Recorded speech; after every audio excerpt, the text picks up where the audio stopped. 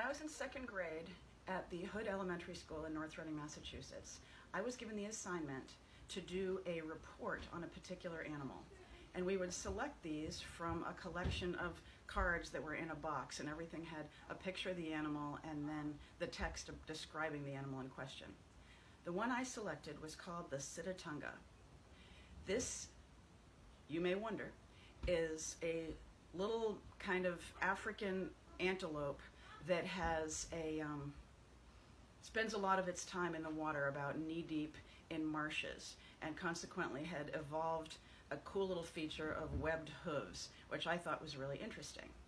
I very excitedly started writing this report, and I brought it home, and my father said, "There's no such thing. You made that up."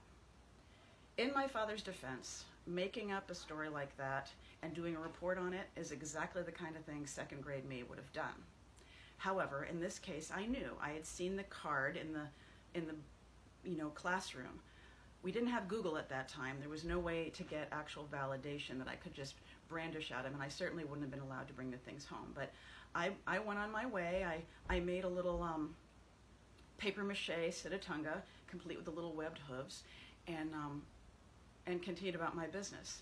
He went to the giant dictionary at his work that was about 5 inches thick. Again, this was going to have to be the last word on research since we didn't have internet at that time. Came home and said, I looked it up, it wasn't there. This really doesn't have any kind of research support. Now, bear in mind, he is an MIT educated engineer. I'm a 7-year-old. Nevertheless, as they say, she persisted, and I dug in my heels and said, this is a real thing, and I'm going to do my report on it.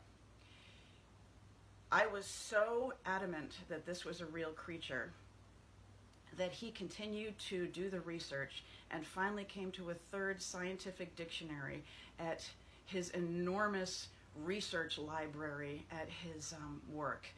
And he took, when he found it, he actually found it buried in the S in this multiple inch thick tome.